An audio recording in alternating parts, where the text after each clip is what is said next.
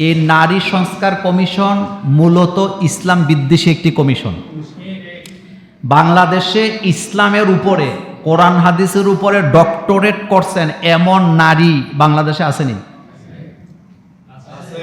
একজন না একাধিক? এই নারীবাদীদেরকে পড়াইতে পারবে 1 কোটি বার এমন হাজার হাজার আমাদের মা বোন আছে যারা কোরআনের উপরে ডক্টরেট করছে, হাদিসের উপরে ডক্টরেট করছে। এই মাপের নারী আমাদের বাংলাদেশে আছে। আমাদের বাংলাদেশের গভর্নমেন্ট একটা কমিশন করছে, নারী কি কমিশন? নারী সংস্কার কমিশন।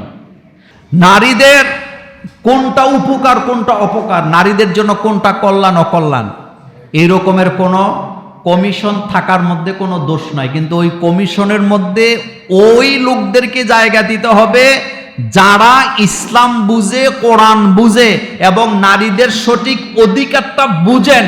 কিন্তু নারী কমিশনের নামে, নারী সংস্কার কমিশনের নামে ইসলাম বিদ্বেষী কোন সিদ্ধান্ত বাংলাদেশের 90% মুসলমানের দেশে মেনে নেওয়া হবে না। বাংলাদেশে একটা কথা আছে,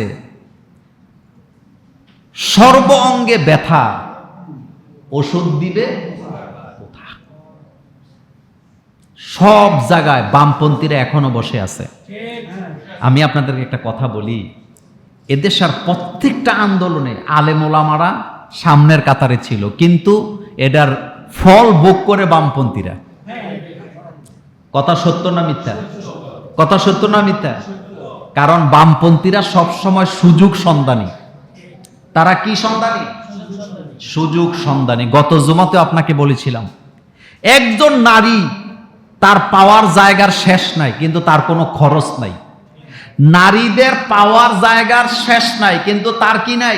খরচ নাই। আর পুরুষেরা পায় কয় জায়গা থেকে? শুধু বাপের কাছ থেকে, কিন্তু খরচের জায়গার কোনো শেষ নেই। দেখেন, আমার বউ আমার কাছ থেকে পাইছে, তার ভাইয়ের কাছ থেকে পাবে, তার বাপের কাছ থেকে পাবে, তার মায়ের কাছ থেকে পাবে, পাবেনি? কিন্তু আমি পাইছি শুধু আমার বাপের কাছ থেকে। এরপরেও আমার বউয়ের যাবতীয় খরচ, চিকিৎসা, বস্ত্র, বাসস্থান সব টাকা কথা কন না কেন? আমার। এটা কি নারীবাদীরা বুঝে? বুঝার ক্ষমতা নাই, বুঝার ক্ষমতা নাই। শুধু একটা পাইছে, হাজ্জুল উনসাইন বলা হয়েছে। এটা নিয়ে একেবারে কি নাই গো নাই, যে ভাইয়ের সমান কেন পাবে না। হ্যাঁ, পারিবারিকভাবে সিদ্ধান্ত নিয়ে যদি কেউ সিদ্ধান্ত নেয় যে আমি আমার বোনকে সমান সমান দেবো, আমাদের কোনো আপত্তি আছে? আপনাদের আপত্তি আছে? কিন্তু কোরআনের আইনের মধ্যে আপনি হাত দিবেন কেন? বাংলাদেশে যেটা নারীদেরকে কোরআন দিছে সেটাই তো অনেক পরিবারে দেয় না, দেয়নি? তা আপনি এসে আবার চাপাই দিতেছেন। আর এটার অঙ্ক কিন্তু গত জুমাতে বলছিলাম, অঙ্কের হিসাবটা মিলাই দিছিলাম তো। পুরুষের খরচের শেষটাই বোন বিয়ে দেয় ভাইয়ের টাকা দিয়া। কথা সত্য না? বোনের জামাই যে বছরে বছরে 2 বার ঈদে আসে, কার টাকা?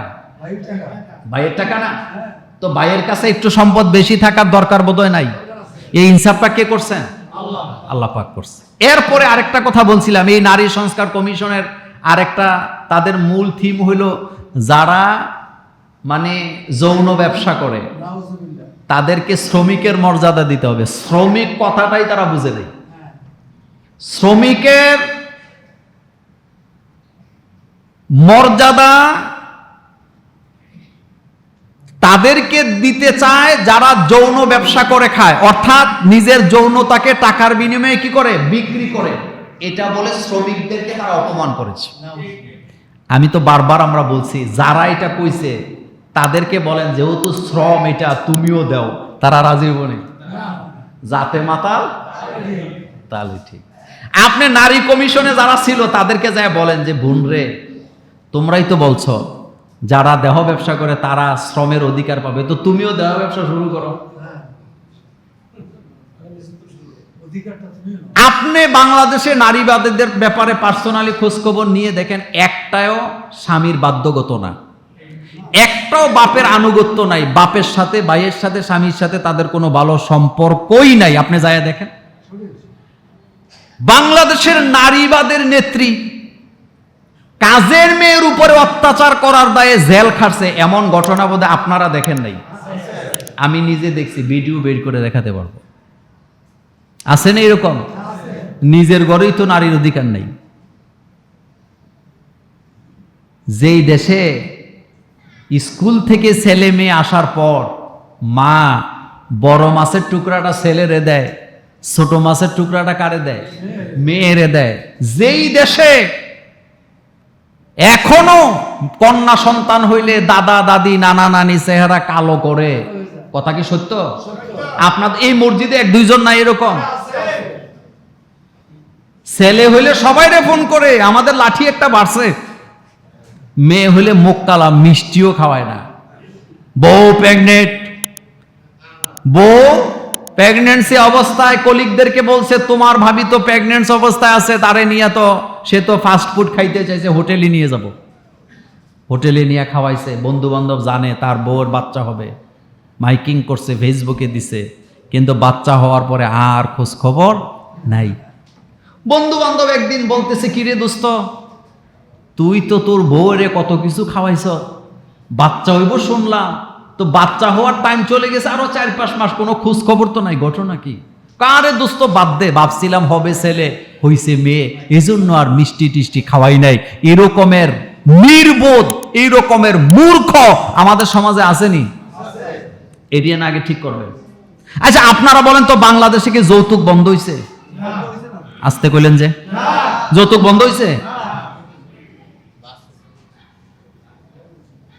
নারীদের অধিকার দিতে চাইলে 1 নম্বরে যৌতুক বন্ধ করেন,